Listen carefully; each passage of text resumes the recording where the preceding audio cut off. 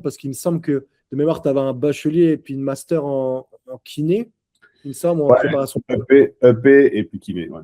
EP. Donc EP, c'est éducation physique pour les gens, l'équivalent d'une licence, et puis après un master en kiné. Et finalement, comment tu es arrivé dans ce monde des gyms? Ouais, ben c'est ça. Ben, regarde, les gars, merci beaucoup de nous recevoir. Hein. Donc, c'est déjà très, très cool de pouvoir parler sur des podcasts en français. D'habitude, c'est en anglais, donc c'est quand même cool de l'avoir en français. Comme tu le disais, bah oui, j'ai commencé il y a très, très, très longtemps. Je ne sais pas si c'est très longtemps, mais en tout cas, 2009, c'était vraiment les débuts. J'arrivais dans la découverte de ce qu'était le CrossFit au Canada. Je venais moi-même d'immigrer depuis la Belgique. Je venais de Bruxelles, la région Bruxelles, Waterloo, Braine-l'Alleud. Et je me suis retrouvé au Québec à travailler dans le mouvement fonctionnel et ça s'appelait CrossFit.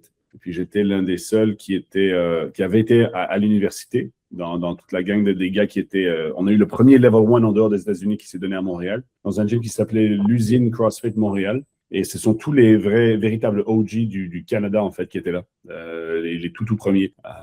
Donc, c'était vraiment hot à regarder. Il y en a beaucoup encore qui ont des gyms. Certains ont changé de carrière, mais on découvrait le CrossFit et c'était juste pour moi logique d'avoir un affilié à ce moment-là. Donc, après le samedi matin, à midi, j'avais un coach qui était, le séminaire staff qui était là, il y en avait Pat Sherwood, Heather Bergeron, on avait...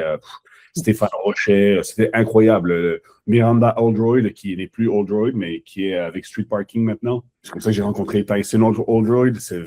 Il y avait Pat Sherwood et le coach à qui j'ai parlé, c'était John Gilson, propriétaire de Again Faster, une marque d'équipement comme Rogue dans les débuts, qui était comme Rogue et on avait des vidéos de Dave Castro qui faisait des training camps Rogue versus Again Faster. Puis lui était là et puis moi je dis je veux le t-shirt rouge. Et il m'a regardé en souriant, il m'a dit continue de coacher.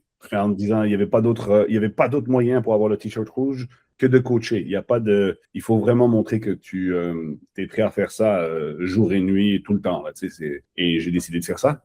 J'ai pas eu le t-shirt rouge, bien sûr, moi j'étais traducteur, mais j'ai décidé de faire ça. Et en rentrant dans l'endroit où je coachais de la psychomotricité pour enfants, j'ai dit à la owner, écoute, il faut qu'on affilie ton studio. Elle a affilié son studio et m'a permis de démarrer des cours de CrossFit là-bas. J'étais le seul à le faire, j'avais pas d'autre coach. On donnait 1 heure par jour de CrossFit parce qu'il y avait d'autres cours, tu sais, les body pump, tout ça. Puis moi, c'était à la fin de la journée parce que c'était le CrossFit, personne n'était convaincu. Et j'avais juste 3 ou 4 petits jeunes, des gars on a perdu contact un petit peu là, mais c'est des gars qui sont absolument fantastiques, des petits jeunes qui sont maintenant avocats, médecins et qui sont en forme. C'est incroyable. Ils sont à Montréal, moi je suis plus à Montréal, et c'était dans le temps, moi je venais de quitter la Belgique et donc j'avais un petit peu le blues de la Belgique et je m'étais dit, mais comment est-ce que je peux faire suivre mes amis en Belgique? Et on avait juste Facebook, il n'y avait pas encore d'Instagram. Et donc sur Facebook,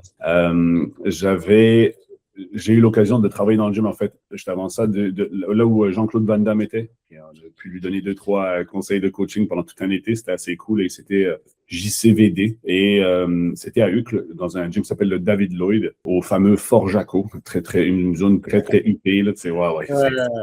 JCVD, il se faisait appeler The Muscles from Brussels. Parce que ça voulait dire les muscles de Bruxelles, mais aussi the muscles from Brussels. Si tu écris ça différemment, muscles, c'est comme si c'était les moules de Bruxelles. Exact. Et c'était très belge. Alors moi, j'avais créé The Muscles from Brussels, un groupe sur Facebook où j'invitais tous mes clients. Et c'était un groupe ouvert. Fait que mes clients pouvaient inviter leurs amis dedans. C'était fait exprès. Et j'avais un petit Canon. Je ne sais pas si vous vous souvenez, il fallait appuyer le bouton. Ça faisait ça prenait une photo, tu sais. Ouais.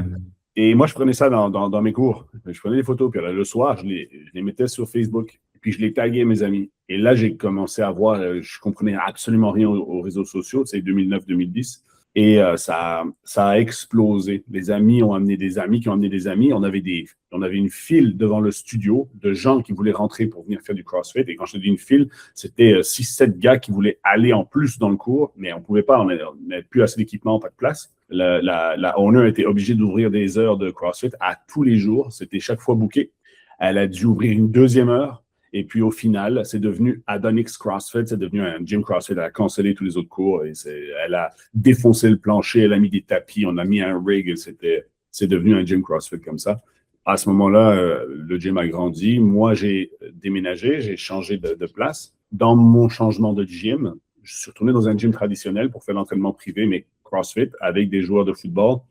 Avec des gens où les joueurs de football du football canadien, donc la CFL, comme on appelle ça, les Alouettes de Montréal, s'entraînaient. Mm-hmm.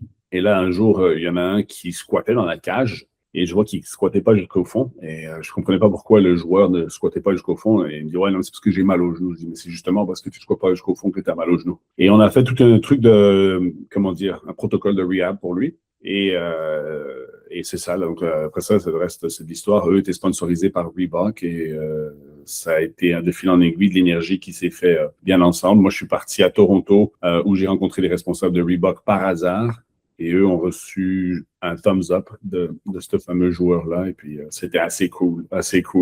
Et le reste, on a ouvert le flagship à Montréal. Reebok CrossFit YUL, YUL ou YUL, comme on peut. Là, c'est le code de l'aéroport de Montréal, en fait. Parce qu'on était ça veut dire, en fait, comme au Québec, on a on a l'anglophone et le francophone et le gouvernement veut vraiment qu'on protège le français. Donc, c'est cool. Mais le français est une très, très belle langue. Donc, je ne pense pas qu'il y a beaucoup de... Il ne fallait pas le défendre aussi fort. Mais bref, ça, c'est tout des trucs de politique. Hein. Mais on ne pouvait donc pas trouver un nom qui était à la fois...